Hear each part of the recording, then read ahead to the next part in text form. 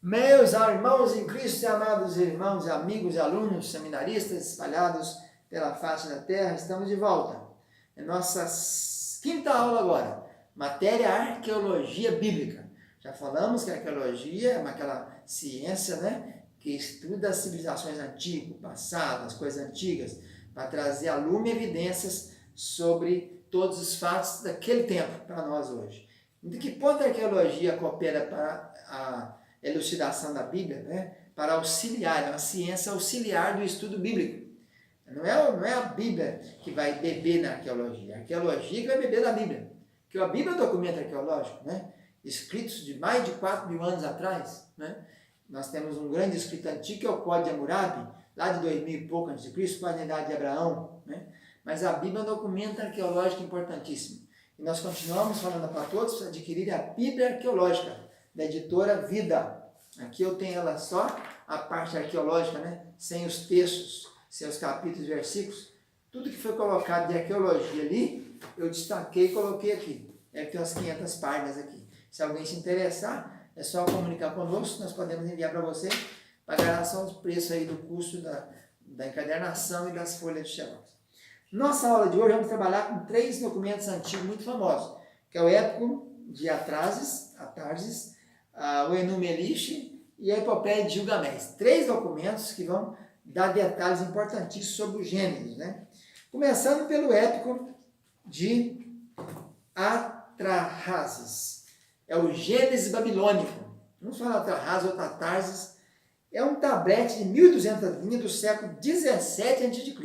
Olha bem como nós estamos voltando. Achamos um documento do século 17 a.C. Mais ou menos 1.700, 1.800, 1.600. Esse épico contava a seguinte coisa: Deus governava a terra, criaram o homem do pó da terra com sangue, para cuidar da terra, multiplicaram, depois mandou um dilúvio, foi enviado, uma arca, sacrifício, praticamente é uma cópia dos nossos assuntos de Gênesis. Falando aquilo ali, aquela parte inicial de Gênesis 1, 2, 10 até 19 por ali. Quando temos o relato do dilúvio, temos o relato da criação do homem, da queda no capítulo 3, e depois a Torre de Babel, a chamada de Abraão. Então, nós estamos mostrando aqui que um documento do século 17 a.C., relatando coisas similares daquela nossa criação nossa aqui. A cosmogonia bíblica, né, que é a origem das coisas, mostrando que também há paralelos disso em outras culturas. Com certeza copiaram do nosso. O Enuma-Elixe, que é outro documento importantíssimo também, são 7 tabletes, já é a cosmogonia mesopotâmica. É um documento da Mesopotâmia que conta a história. Agora é Marduk. Marduk é o tema dominante, é um caos aquático, a luz pré-existente, a criação do Sol, luas e estrelas, muito número 7, igual o nosso texto em hebraico, né? Cronologia, cosmogonia bíblica paralela. Esse Enuma-Elixe, quer dizer, quando acima, ele relata as mesmas coisas, parece que copiaram com certeza nas revelações que Moisés teve quando escrevia a Torá, né? Moisés escreveu a Torá mais ou menos em 1400 e pouco, o Êxodo foi em 1446, gastaram 40 anos ali, então mais ou menos 1400 e pouco, que Deus mandou ele escrever, escreve isso para as posteriores gerações.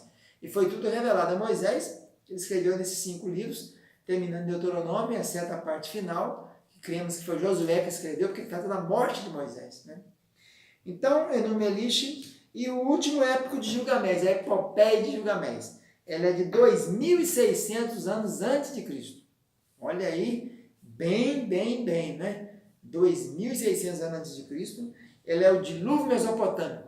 Se os outros 2 primeiros falam da criação, a cosmogonia mesopotâmica e babilônica, o épico de Gilgamesh, ele tem 12 tabletes, ele conta a história similar à de Noé, e acontecido ali. Então, o Utnapishtim que é o camarada que anuncia o dilúvio.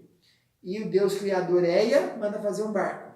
A tempestade, então que lá em 7 dias acabou a tempestade, a terra ficou seca no 12º, morreu depois a arca parou no monte, em vez de ser Ararat, parou no monte Nezir, que fica no Kurdistão, e aí ele soltando pomba, soltando andorinha, soltou corvo, até que a terra estava seca, e aí ele então desce da arca e continua a história. mostrando claramente que nessa época, 2600 anos antes de Cristo, já havia histórias, né? No caso, histórias sem H, né? Histórias contadas por eles ali, de fatos, parece que similares ao que Yahvé, ou Elohim, revelou a Moisés.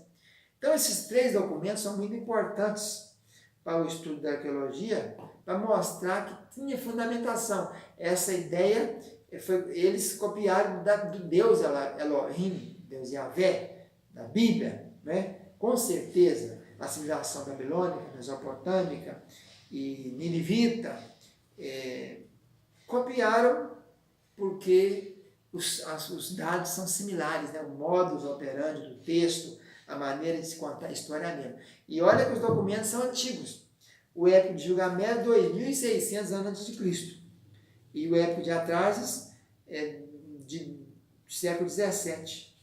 Então nós vamos ficando por aqui com esses três documentos importantes que comprovam realmente que a Bíblia é um documento verídico, histórico, profético, e essas revelações do Pentateuco foram anunciadas por Deus para Moisés. Moisés viveu nessa época, Moisés está bem depois, né? De Adão até o dilúvio são 1656 anos. Depois nós temos mais um monte de anos até chegar na Abraão. E de Abraão para Isaac, Jacó vai gerar os meninos dele, gera Levi. Levi gera Gerson, Coate, Merari, Coate gera Anrão, Isara, Edom e Uziel. E Anrão que vai gerar Moisés. Então nós estamos muito tempo à frente. Moisés não teria como saber nada disso, mas foi tudo revelado. A palavra foi revelada a ele e ele escreveu. Então ficamos ficando por aqui, nossa quinta aula, e voltamos na próxima. Um abraço, fique com Deus. Tchau, tchau.